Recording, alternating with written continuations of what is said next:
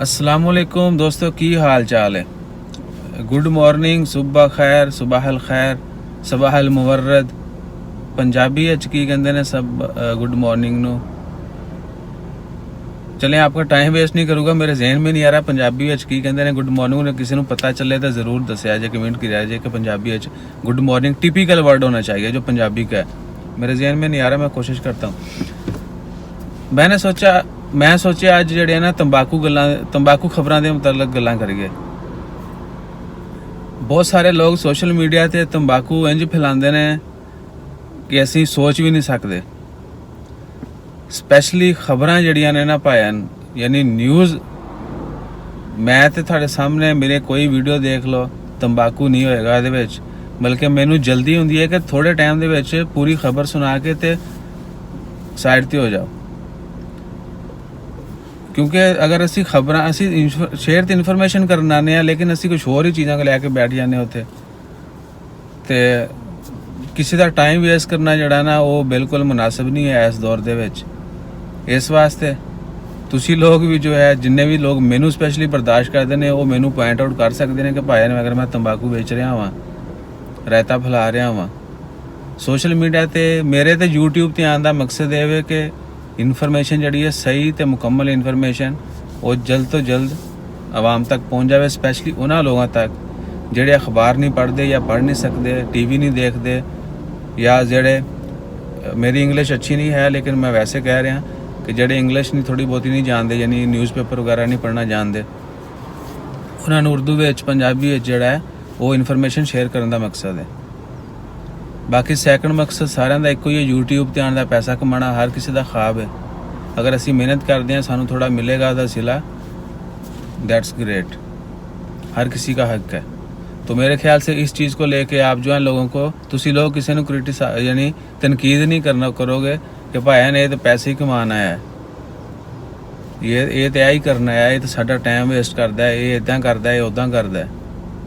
भाई अपना ये मकसद नहीं है, अपना मकसद है इन्फॉर्मेशन शेयर करना है। पैसा तो मैं कमा ही रहा, जिन्ने भी मैनू आ रहे हैं अल्लाह का शुक्र है, लेकिन इन्फॉर्मेशन जड़ी है वो सही शेयर करनी चाहिए। असी कोई तंबाकू चैनल तो बनाया नहीं है, तंबाकू है भी नहीं, लेकिन मैं इंट्रोड्यूस नहीं करवावांगा जिथे बह के सारियां फजूल गल्लां करी दियां ने। क्योंकि सिर्फ पॉजिटिव रहना चाहिए इंसान नूं। हालात तुहाडे सामने ही ने, दुनिया के अजकल किधर जा रहे हैं तो असी किधर जा रहे हैं भी सोचो। दुनिया एक मुखालफ सिमत जा रही है, असी एक साड़ी अपनी सड़क है। असी अर्तुगुल दे कबीले तो हट के असी अपने कबीले बनाने दे चक्कर जा से सल्तनत बनानी है भाई, कबीले नहीं बनाने। असी सानू कबीलियां की सरदारी नहीं चाहिए, सानू सल्तनत की सरदारी चाहिए है। असी सल्तनत बनाने वाले लोग हैं, लेकिन असी उस अपने मकसद तो हट चुके हैं। इस वास्ते वो कहते हैं ना कि जिनके दिलों और कानों पर मोहर लगा दी जाए, कुरान पाक में अल्लाह ताला फरमाते हैं कि इनके दिलों और कानों पर मोहर लगा दी गई है, ना ये सुनते हैं ना ये देखते हैं, यानी इनको समझ नहीं है। तो अल्लाह ताला हिदायत दे सब लोगों को, अच्छे और बुरे की, सही और गलत की। और हमेशा जो है वो, फिर मैं उर्दू शुरू हो गया, हमेशा जड़ा भाई पॉजिटिव रहो, मुस्बत सोचो, उनको वो मुस्बत नूं जमा मुस्बत सोचो, हमेशा जो है अपनी जो डायरेक्शन है उसको सीधा रखें। यार पंजाबी नहीं बोलता नहीं मैं, इस वास्ते वो उर्दू आया मुँह विच ते अपनी जड़ी है ना सिमत उन्होंने सीधा रखो, एक मुतयन कर लो कि बायन मैं यह टारगेट है मेरा, मैं कंप्लीट करना है, ये मैं लाजमी करना है, तो अल्लाह ताला उहदे विच बरकत जरूर पाते हैं। असी नीयत ही नहीं करते, सिर्फ असी सोचते हैं, थोड़ा जिहा ख्वाब देख रहे होने, अच्छा जी वो उत्थे जाना है तो ब्रिज नहीं क्रॉस करना, रोड क्रॉस करनी है, 120 तो गड्डियाँ चल रही ने, पिछे वेख रहे हो ना। मैं डेली वेखदा, लेकिन वीडियो बना के शेयर करांगा तो शायद मेरे खिलाफ कोई कार्रवाई हो जाए। बहुत सारे लोग डिफरेंट ममालिक के जड़े ने वो ब्रिज, हालांकि थोड़ा नज़दीक ही इतों ओवरहेड ब्रिज, मैं कई दफ़ा लोगों को पिक करके ब्रिज तक भी छड़िया, लेकिन मोस्टली लोग कहते हैं भाई सानू उधरों फिर इधर तुरना पड़ेगा। तो मैं जल्द जो है वो वीडियो बना के बल्कि अपलोड करूँगा। आई डोंट थिंक कि इसके ऊपर कोई कानूनी कार्रवाई है, मैं अगर खिलाफ वर्जी कर रहा हूँ लेकिन एक बताने के लिए आप लोगों के साथ शेयर करूंगा कि ये बंदा खड़ा है और ये इसने रोड क्रॉस करनी है और ब्रिज देख लें कितना दूर है। तो मुझे एक बंदे ने बोला भाई कि भाई आप हमें यहाँ से वहाँ तक तो ले जाओगे, लेकिन वहाँ से फिर पीछे आना है हमें, वो कैसे आएंगे, असी नहीं जाना, असी इतने क्रॉस करनी।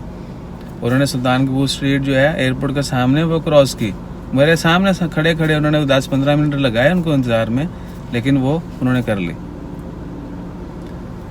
सो बस दुआ है कि अल्लाह ताला साਰਿਆਂ ਨੂੰ ਜਿਹੜਾ ਨਾ अपनी हिफ्ज़ो ईमान च रखे, अच्छी ज़िंदगी, अच्छा रोज़गार और हलाल रोज़गार कमाने का ਜਿਹੜਾ ना वो तौफीक देवे। अपना ख्याल रखो तो साडा ख्याल रखने लिए चैनल ਨੂੰ सबसक्राइब करो, लाइक करो तो शेयर करो, तो जो जिन्ने भी बैल आइकन है ना सारे दबा दिओ। ये अज बैल आइकन वाला तो फटा ही मुका दो ना कि पहले है बैल आइकन जड़ी इनू तो नप दिओ। ओके भाई, फिर मिलते हैं इंशाल्लाह अगली तंबाकू खबर के नाल। अपना ख्याल रखिया जे। जज़ाकल्लाह, अल्लाह हाफिज़।